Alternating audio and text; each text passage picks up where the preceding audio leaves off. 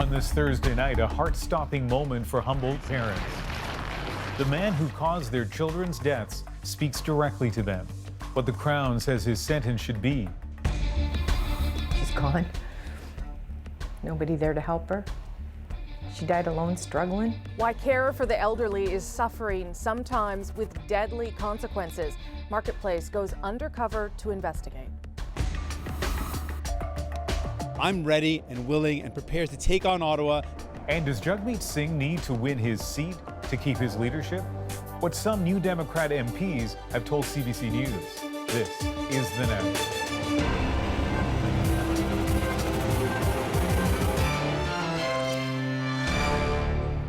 For 3 days, the man responsible for the Humboldt bus crash sat silently in a Saskatchewan courtroom, listening as the families of his 29 victims poured out their immeasurable loss. Today, it was Jaskirat Singh Sidhu's turn to speak. The 30-year-old grew up in India, moved to Canada 5 years ago, earned a business diploma, got married, then took a trucking job. But in an instant, all that changed.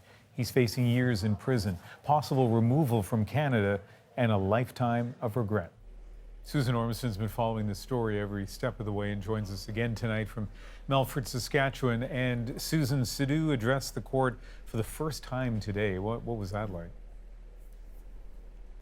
It was a heart-stopping moment. Judge Cardinal, at the very end of the proceedings, asked Sidhu if he had anything to say. He nodded, he struggled to his feet, he turned partway towards the families. There was silence, and he began to speak. He said, "I can't even imagine what you guys are going through, what you've been through. I have taken the most valuable things of your life." I saw something coming towards me. I was on the side of the road with side windows above me, and at that time I didn't know what had happened. I got out of the truck and I heard the kids crying. It took me time to see and realize that it was a bus. I take full responsibility for what's happened. It happened because of my lack of experience. I am so sorry. Ian, it was halting. He was emotional. The parents were weeping, almost in shock. After all that has happened this week, it was an emotional punch. And amid all this emotion, of course, what's happening this week and today is trying to figure out what the proper sentence should be. Yeah, we learned more about Sidhu and the sentencing arguments. What we didn't learn was the answer to the question parents want most. Jaskirat Singh Sidhu faces prison, but he still can't or won't answer the key question: why didn't he stop? Approaching the intersection, he missed not one, but 4 highway signs before the final stop sign with the flashing light. This was not a fleeting incident, said the Crown, not a momentary lapse. He had ample time to bring the semi to a stop, but ignored the signs. Sidhu accepts he's fully responsible. His lawyer, Mark Brayford, said, "I wish he could better explain what he beats himself up every day with. Why did I not see the signs? Why did I not stop?" He simply doesn't know. Cold comfort, given all the death and injury that followed. Fact, Sidhu was inexperienced. Just 3 weeks as a trucker. It was his first week driving a semi alone on roads he didn't know. On April 6th, his lawyer said Sidhu was distracted by a tarp flapping off his load. He was focused behind on the trailers, not on the road ahead. Sidhu accepts the blame. The Crown recommended 10 years, which would be the highest sentence ever for dangerous driving. Defense argued for less time, consistent with case law, ranging from 18 months to 4 years. The court has a particularly difficult job as there is no sentencing precedent in Canada for a case such as this. So, at the end of this long week, Broncos families left still shaken, with no closure. Marilyn, what was it like for you when you saw this man stand up that you've been thinking about for 10 months and talk to you? Well, for me, him showing remorse just made my heart feel better. It's a tragedy for everyone. No one wins here. Did it help that you heard his voice? For sure it did. Yeah. How did that help? I mean, he's just a little bit older than my son. And he had to have a lot of courage to stand up and address us all. Mr. Sidhu, would you be able to repeat what you said in court this morning? He waits now, as they do, for 6 weeks while the judge deliberates. He had nothing further to add. Susan, after all that you've seen and heard today, what stood out for you? Ian, it was the details of the timeline of that day. I mean, 15 minutes before that intersection, air got under those tarps and Sidhu stopped the truck to fix it. And that realization that if that had taken a few more seconds, he would have never met the bus in that intersection. And then the stark consequence of too little training. He had a week's training and then he was on the rig driving in areas unfamiliar to him. He was in over his head, said his lawyer, and the criminal responsibility follows from that. You know, I've been wondering all week, Susan, what has it been like for you to be in the courtroom? You know, I can't overstate the impact here. I mean, everyone felt it. The Crown today was struggling to control his emotions. On another day, it was the defense. Everyone here felt the impact of this horrible loss, and I can tell you no one ever wants to go through something like this ever again. And the only positive that we can surely say, Ian, from all of this is that change must come. Susan Ormison, thank you. And as Susan said, sentencing is set for March 22nd, and Rosemary, she will continue to follow this story. Yeah, it's been hard to watch, but important to watch all these stories and the grace of these parents through the week. All right, let's move on to another story that will concern people across this country, Ian. Like many Canadians, the last home Giovanna Conforti ever saw was a facility. The Ontario grandmother died in long-term care, but how she died, whether it could have been prevented, for her daughter, those are painful, burning questions. She's not alone. Some staff quietly fear there are simply not enough of them, and that those in care are suffering and sometimes dying because of it. The team at CBC Marketplace has been investigating this issue for 2 years. And tonight, David Common takes us inside a facility where we can see what's happening with our own eyes. Overnight, and the call for help is faint but desperate. An 84-year-old grandmother is struggling to breathe. Staff in this long-term care home are supposed to be checking, but the family's hidden camera shows no one did. She's gone. Nobody there to help her. She died alone, struggling. Marie Harris is her daughter. You're left wondering if they could have saved her. Oh, I think they could have. The question, did staff even have the time? Backed up by data showing widespread problems across Ontario, we sent a CBC journalist undercover working as a volunteer inside the same home where the woman died. While striving to protect resident privacy, we find staff so burdened they have no time to take residents to the toilet. She's been waiting to use the washroom for like an hour. Unanswered call bells, rushing to wash the elderly. I don't have 5 minutes. I don't even have 2 minutes. Yeah. One. With little time for meaningful interaction. The home, Markhaven, just outside of Toronto, told us they provide the best care possible with the money they get from the government. But that only stretches so far. Sometimes at night, there's just one personal support worker to care for 27 residents. Miranda Ferrier represents more than 30,000 Ontario personal support workers. 9 times out of 10, you're skipping steps, whereas that might be that day you don't wash under their armpits and you don't wash their nether regions, or you don't change their incontinence product real quick because it's not that wet yet. Frontline workers have been warning Ontario's government that more staff are needed. Doug Ford turned down our interview request, so we tracked down his health minister to ask what she'll do.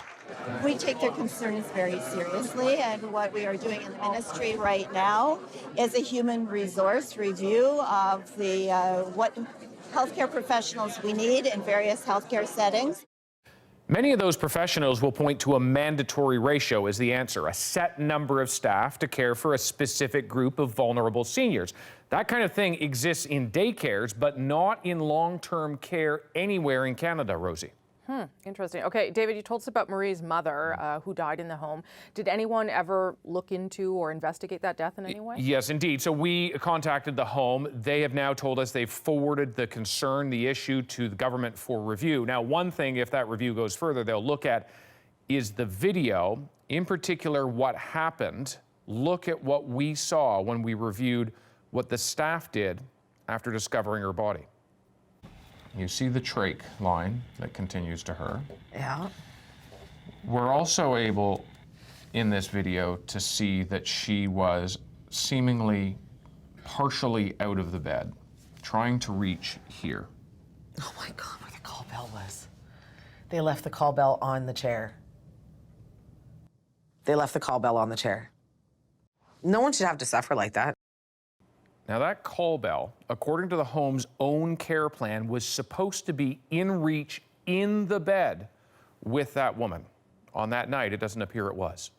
Okay, David, very disturbing. Appreciate it. Thank you. you. Now, staff are drowning in the demands of the job now. The numbers paint a grim picture of what is to come. There are now more seniors in the country than children, about 6.6 million Canadians. By 2035, that number is projected to break 10 million. The country currently has about 260,000 long-term care beds. Tens of thousands are on waiting lists. And over the next 15 years, it's estimated Canada will need about another 100,000 beds to keep up with demand. And as the Marketplace story shows us so starkly, not just about the beds, it's also the staff needed to tend to them. You can, of course, watch the full Marketplace investigation tomorrow night at 8 p.m. on CBC Television, 8:30 in Newfoundland. February will be a big month for Jagmeet Singh as he looks to win a much-needed seat in the House of Commons. But winning in Burnaby South is just one thing on the NDP leader's mind. Polls aren't everything, but the latest numbers show the NDP in the low teens, the weakest since Singh won the leadership. Add to that at least 9 MPs have decided not to run this fall, a depletion of valuable experience. Then there are the party's coffers. Election campaigns need money, and on that front, the party is dealing with a drop in donations and an ugly balance sheet, spending more money than it's taking in, deeper in the red than it has been for at least 16 years. But if the party and its leader are stuck in the mire, the leader himself may soon become a problem that needs addressing. As Hannah Thibodeau found out, for a chunk of his caucus, Jagmeet Singh's upcoming by-election is not just about the seat, but his job. Well, my name is Jagmeet Singh. I'm the leader of the NDP. Just want to say hi. As he campaigns in Burnaby South, some say Jagmeet Singh is in the fight of his political life. It is self-evident that if you lose a by-election, if you cannot win in the People's Republic of Burnaby, where can you win? CBC News has learned that senior NDP MPs made that message clear to Singh last summer when he was contemplating running in the BC riding. At least 2 veteran MPs told him failure in Burnaby was not an option. He had to be all in, and his leadership rides on it.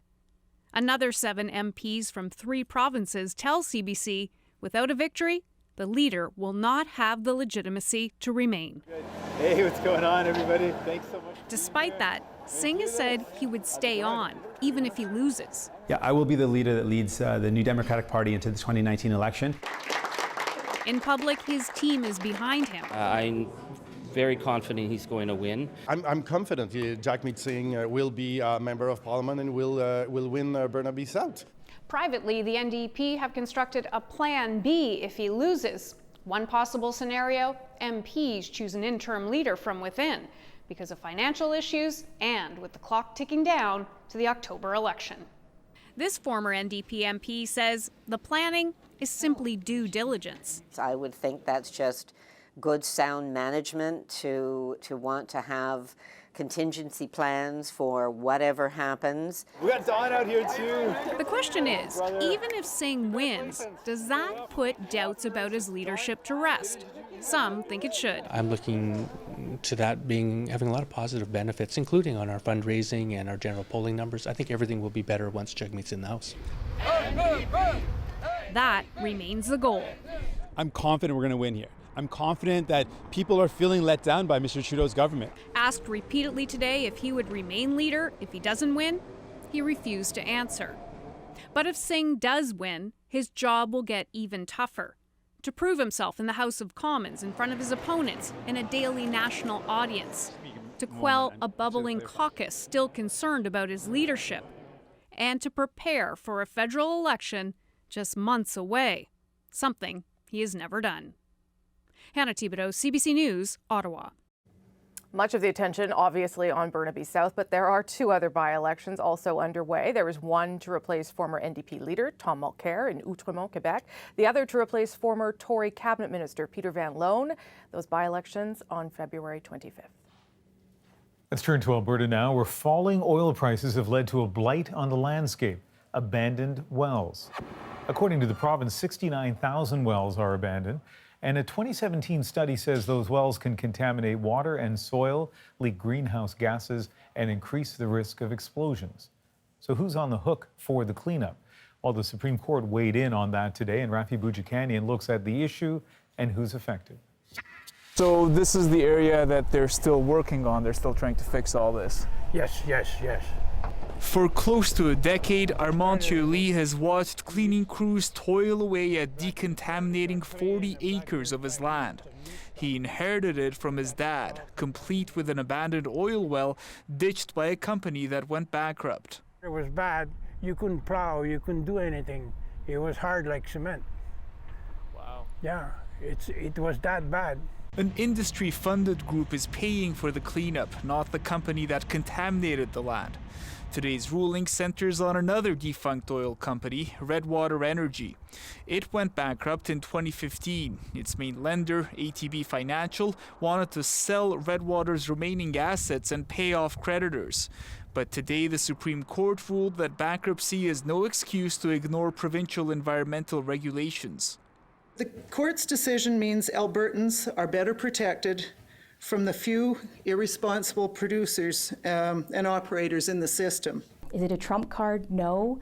Is it something that shifts the balance of power a little bit to the province's favor? Yes.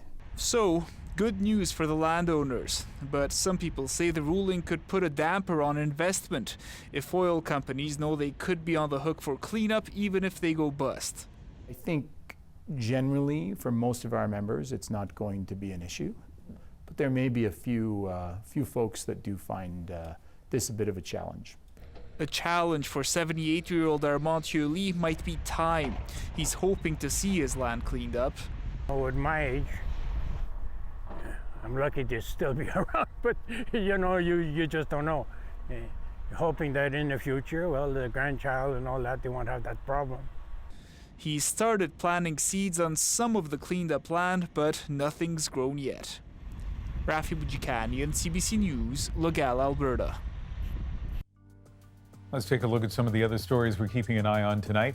A challenging evening ahead for fire crews in Toronto. They're battling a blaze at a recreation center in the freezing conditions. The fire started in a mechanical room off the swimming pool area. Everyone got outside in time, but some were still wearing wet swimsuits and had to jump into vehicles to stay warm. The cold is also causing issues for the fire crews. It's brutal. Everyone's frozen. Most of the equipment is freezing up. And crews are expected to be on scene through the night. The manhunt continues in Surrey, British Columbia, after a transit officer was shot yesterday at a SkyTrain station. The 27-year-old constable was released from hospital last night. Several blocks surrounding the station were locked down, and a tip from the public did lead to an arrest this morning. Burnaby RCMP had arrested a person who was of a similar description to our suspect. Investigation has determined that this is not our suspect. Our suspect is still being sought by police. And here is the suspect, a 35-year-old who is known to police, has a history of violence, and officers are warning the public not to approach him but to call 911. Ahead tonight on The National, with John McCallum fired as ambassador to China, what should the Canadian government do next?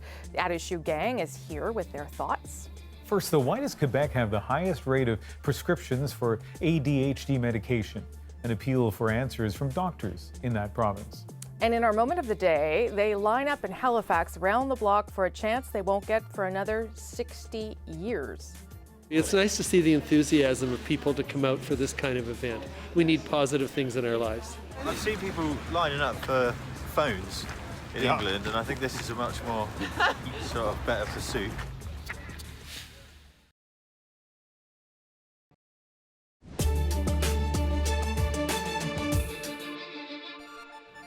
A warning today about the use of medications for children with attention deficit hyperactivity disorder, or ADHD. A group of Quebec doctors fears the drugs are being overused in that province. It has the highest rate of prescriptions in the country. More than 45 doctors signed a letter published in the Journal de Montréal. Essentially, it says, we feel a lot of pressure as pediatricians working with a vulnerable population to solve the problem with medication only, which is not a good solution. The CBC's Alison Northcott picks up the story. Megan Kerr has relied on medication since she was in grade 1 when she was first diagnosed with ADHD. Being able to start and complete a task, which obviously was very important in school, in sitting in class and learning. And it also helped me deal with my other learning disabilities. A group of Quebec doctors says a growing number of children and young people in the province are being diagnosed and prescribed medication for ADHD. One study shows the prescription rate for some age groups is 3 times higher than the rest of Canada. We find children at secondary school who takes 3-4 different medication because of anxiety, ADHD, and all sorts of problems. We're not at ease with that. Julien says doctors, teachers, and families need access to more resources to better assess, diagnose, and treat children beyond just using drugs. But other pediatricians say these medications are a crucial first line of defense for a confirmed ADHD diagnosis, and the most effective one. These medications are able to treat the symptoms of ADHD, just like an antibiotic, for example, for a bacterial pneumonia will treat the bacterial infection. She says Quebec's prescription numbers need more analysis to be fully understood, but says one factor could be Quebec's public drug plan covers more ADHD medications than some other provinces. Megan Kerr's mother says putting her children on medication is not a decision she made lightly, but it's one she doesn't regret. She said to me, "Mom, the new pills were great. I was able to listen in class and I could run and laugh at recess." And I thought, okay, even a 6-year-old could understand for her the benefits of getting that extra help. Still, she says medication alone is not the answer and urges other parents to work with their doctors to find the best treatment for their kids. Alison Northcott, CBC News, Montreal. Up next on The National, my favorite night, Chantal, Althea, and Paul are all here for At Issue. Tonight, we're asking what the government can do to get relations with China back on track. And later we'll try to get to the bottom of Rosemary's favorite mystery. How could someone draw a belly button on a bear in the snow without leaving any track?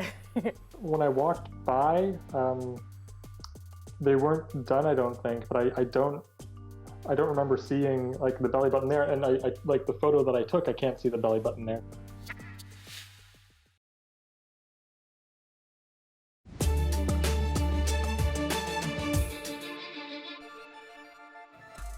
Welcome back. At a town hall in Milton, Ontario tonight, the Prime Minister spoke extensively about Canada's position on Venezuela. It does not recognize Nicolas Maduro as president, believing the election that installed him was unfair. Maduro doesn't like that. And he is very much trying to push back. He has announced that, no, the next elections will be at the end of his 6-year term in 2025. Well, the ongoing humanitarian catastrophe in the region means they need to have elections right away.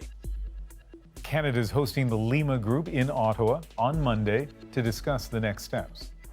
I want to know the straight goods on whether Ticketmaster is going to be policing us using our multiple accounts. No. So after this hidden camera investigation, Canada's Competition Bureau has closed its investigation into Ticketmaster. It's found the company's secret scalper program doesn't break federal competition rules. Instead, the Bureau says enforcement of consumer protection and unfair business practice legislation is generally up to the provinces. A lawsuit over allegations of deceptive pricing, though, continues.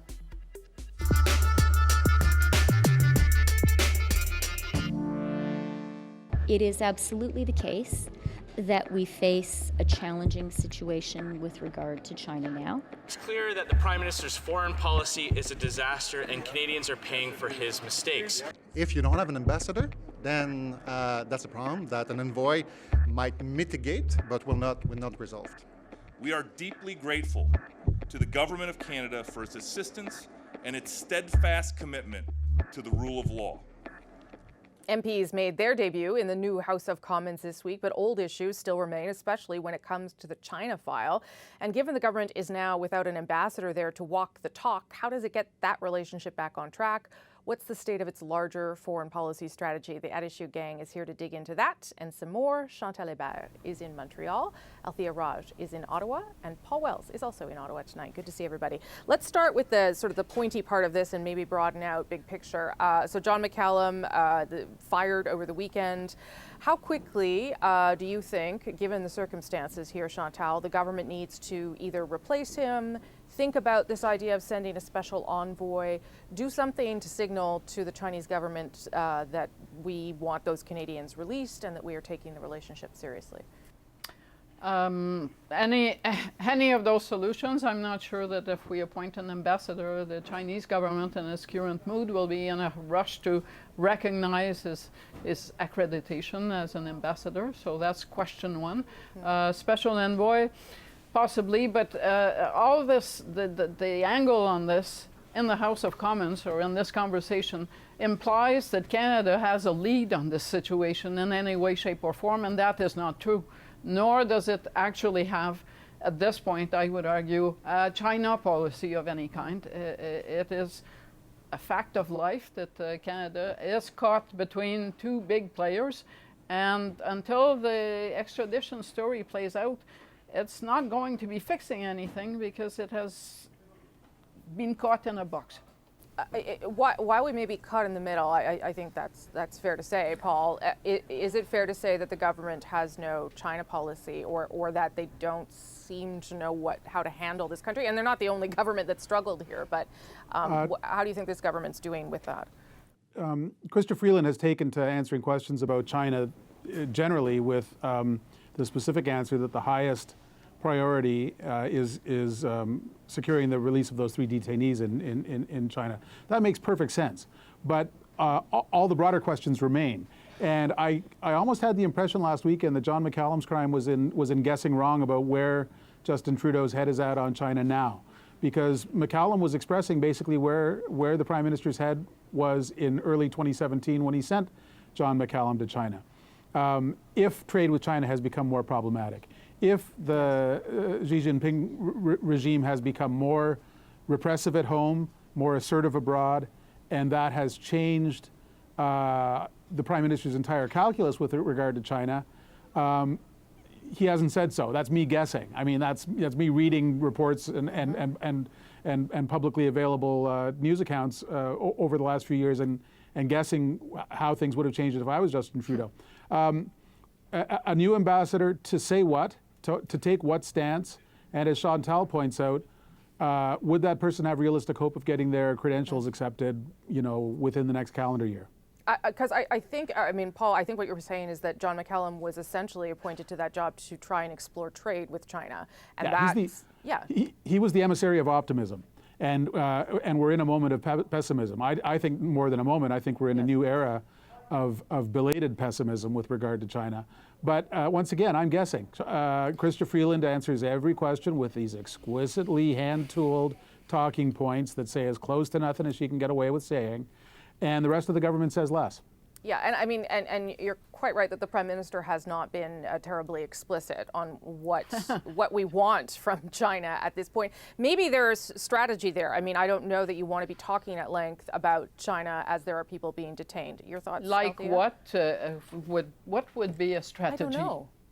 Well, I don't know. I'm not sure what the strategy to keep quiet, right? To not try and provoke them further. I'm guessing as well as Paul here. Go ahead, Althea. Yeah. They're trying to depoliticize the process while at the same time hoping that there might be a political out for them. And Chantal and Paul are right that John McCallum was appointed there with great hope and ambition, but he was also appointed there to signal that the Trudeau government took this relationship seriously. They were sending somebody that had the Prime Minister's ear, that was a former cabinet minister, and now the discussion internally, and I'm told that Chrystia Freeland is trying to come up with some recommendations to the government that could come as early as next week about what signal do they want to send to China now? Do they put in somebody new? Or do they leave the diplomat that's in there? Do they send a new diplomat? And what does that signal? Is that seen as a snub if they don't put a political appointee? Or does that signal that they're saying things are, we're a process-oriented country, we're just going to be, operating kind of below the radar? So basically everything is political, even though the government is trying to make it not political. Yeah, go ahead, But what is certain is that whatever Justin Trudeau hoped to accomplish and is China vision of 2015, that's gone. It's gone for the foreseeable future, not just for this month or next month. It's gone for beyond the election. Yeah. And I would argue that were a Canadian government, liberal or otherwise, decide that it wants to resume on that track, it has now become a really hard sell with public opinion. What is it, Paul, that makes it so hard for this country and other countries, but let's talk about Canada to get this right? I'm thinking about Stephen Harper and his on-again, off-again, hot and cold relationship with China. What is it that it just seems to befuddle us so much? I find myself these days marketing a fascinating new book coming out next week by a guy I barely know, Jonathan Manthorpe, former foreign correspondent for the Vancouver Sun. It's called Claws of the Panda, and it points out that going back more than a century to Christian missionaries at the end of the 19th century, Canadians have often had a kind of an evangelical stance towards China. They figure that we can help the Chinese build the China of the future that they want, and in return they will be so grateful that they will cherish a special relationship with Canada. Okay. That special relationship is not getting closer. It's not even staying put. It's getting further and further away. China used to be, in 1970, Canada was China's 4th largest trading partner. In 2016, it was its 21st largest trading partner. We are vanishing from China's radar screen, except as a place to do industrial espionage, except as a pressure point to exert pressure on the Trump administration, and except as a fantastic destination in the lower BC mainland for money laundering. Beyond that, China can take or leave Canada. And it has taken an awfully long time for the Canadians to begin to figure that out. And again, I'm guessing. Prime Minister Trudeau has not told Canadians that he's begun to figure that out. Okay, so let me just pull back a little bit and play a clip of Chrystia Freeland on a different topic this week, and this is this emergency meeting that they're going to have on Monday with the Lima Group to talk about Venezuela. Not so we can talk about Venezuela, but so we can talk about how that, or what that says about their foreign policy and what we are to understand about it. Here's what the minister said. I would say that our work in the Lima Group, our work on Venezuela, has been one of our government's top foreign policy priorities since the summer of 2017. We've devoted a lot of time, a lot of effort to it. So, I mean, that is true. They've sent a lot of money there. They've led this group, and they've tried to, this is now, I think, the second meeting here where they're trying to do something. Althea, what do you think it says about the government's approach to foreign policy overall, if we take these two events or others? What should we make of it? Well, I think Venezuela is consistent with the government's approach. I mean, I think that foreign policy usually is basically an expression of domestic politics. We heard Minister Freeland express 2 years ago what she thought the government's policy objectives were on the foreign affairs file, strengthening multilateral organization, being that middle power with a little bit more strength. And here is an opportunity with Canada can play a leading role. I think it's important to note that the minister has, higher political ambitions, and this is something that kind of gives her something to talk about that is also perhaps perhaps a nice way to change the channel. Not that they picked this particular timing, but it's nice coincidence. The Prime Minister, for example, today called the President of the EU. He spent time with the Prime Minister of Italy talking about Venezuela strengthening Canada's ID on this file. So a migration crisis is huge. What's happening in Venezuela is probably the #1 issue in the Western Hemisphere. So it's, I think, a welcome opportunity that Canada embraces to kind of focus attention elsewhere. Chantal. But take note that if the Prime Minister today was called Stephen Harper, our stance on Venezuela wouldn't be very different from the one that's enunciated by Justin Trudeau. It's in a very different category from the Canada-US file or the Canada-China file, in the sense that it is our traditional middle power. Let's try to be there and to play a role, as opposed to let's try to find our way in the world order. And the two games are, I find, divorced one from the other. Well, it seems though, Paul, and I'll finish with you, that in this case they have a clear picture of what they want to do or what they think they can be. And in the other cases, whether it be with Donald Trump or China or even Saudi Arabia, it's things sort of happening to the government without knowing exactly how to manage it. Yeah, I remember the latter months of 2015 when there was a new government in Ottawa that was fond of saying Canada's back. I think if you asked most of Canada's closest allies now, what does Canada being back mean? Does it mean a sustained engagement in peacekeeping? No, we learned today that the 1 year of helicopter reinforcement in Mali is going to be the only year of helicopter reinforcement in Mali. Does it mean being closer to the European Union or closer to Britain on the Brexit file? The signals change from day to day. Does it, and I remember a year and a half ago, Chrystia Freeland gave a detailed speech in the House of Commons explaining her foreign policy. And that was, it turned out, simply a sort of a marketing thing to demonstrate a precisely calibrated distance from the Trump administration. If Chrystia Freeland were to give another such speech next week, she would have at least as much stuff to talk about, and she would have at least as much mystery to dispel, because even with this hyperactive foreign minister, even with an increasingly engaged prime minister on these files, I think most Canadians don't know, they know everything's a priority. They don't know how these priorities stack and rank up. They don't know the trade-offs. They don't know the goals. Okay.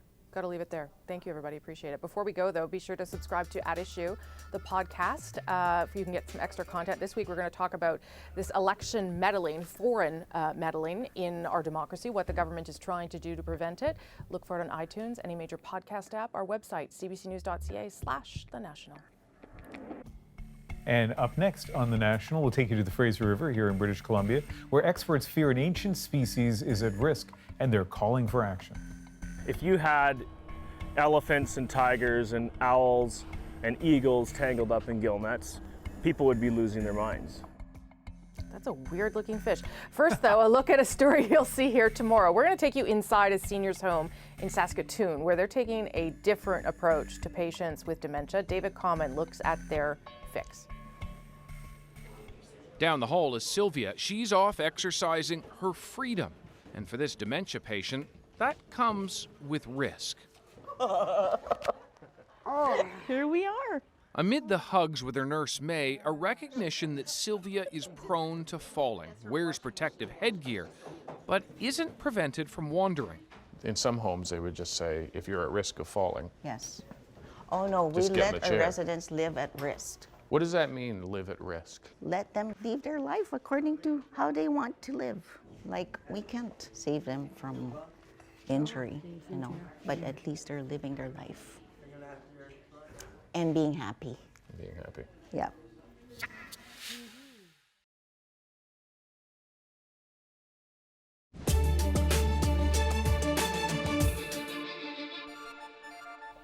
BC's Fraser River is home to Canada's largest population of white sturgeon, but stocks are declining so quickly, conservationists have described it as an ecological catastrophe.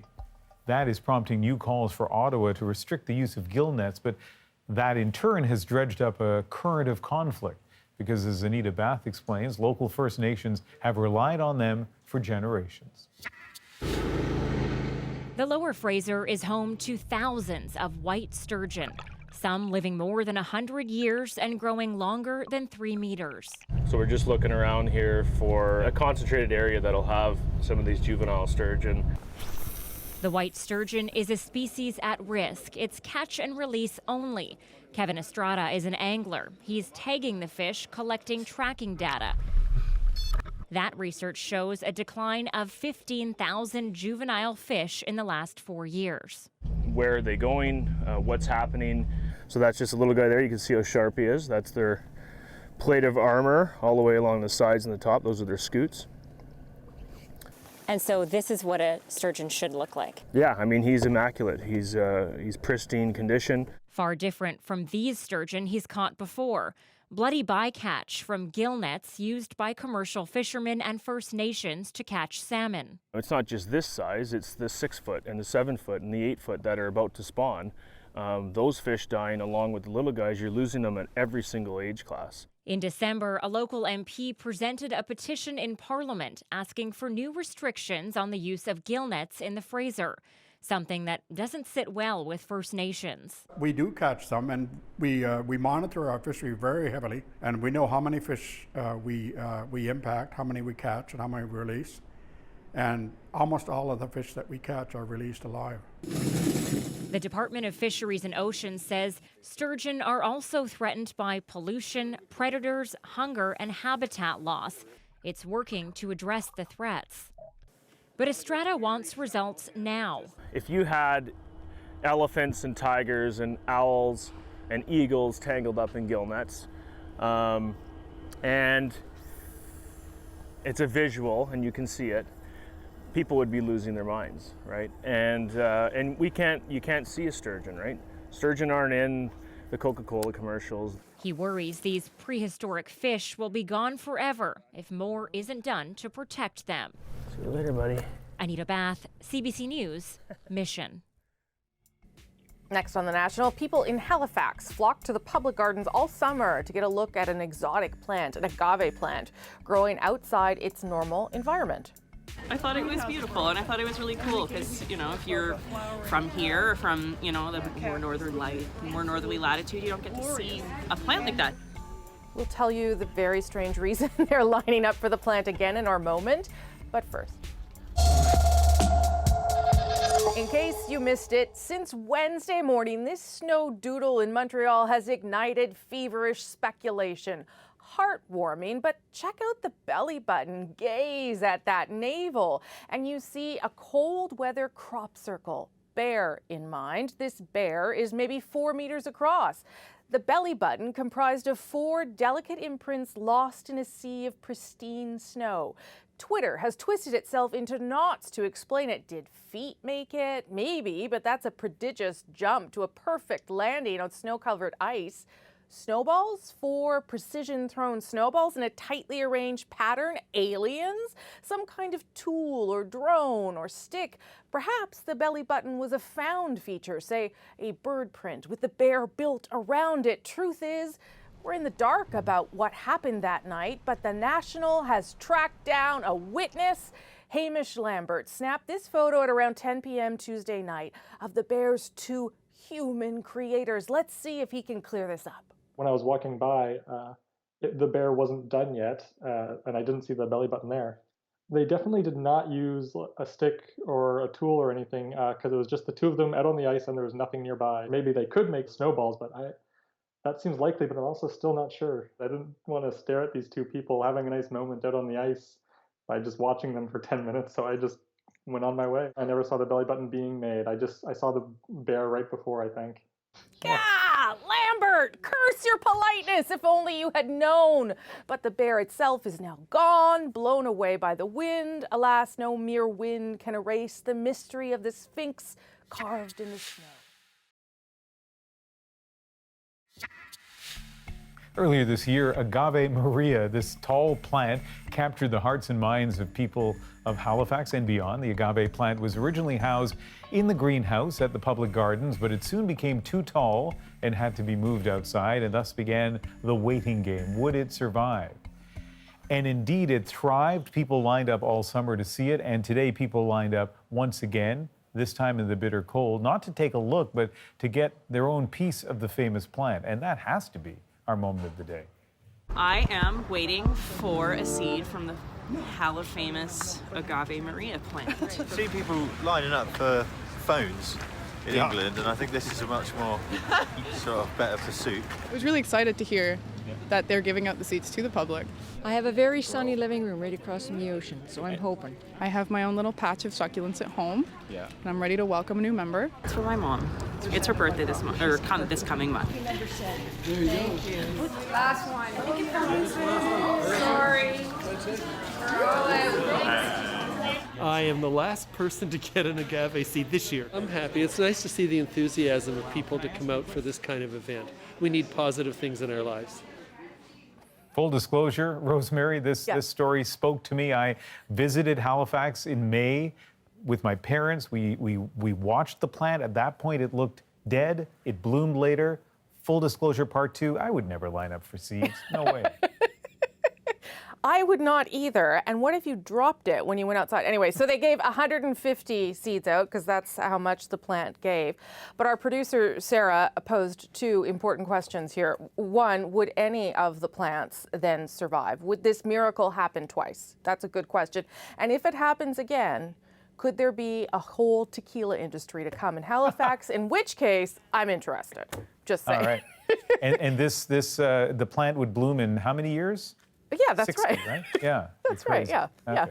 Yeah. We can hold on till then. We'll hang on for that. For that, we'll hang on. Just for that. That's the National for January 31st. Good night, everybody. Good night.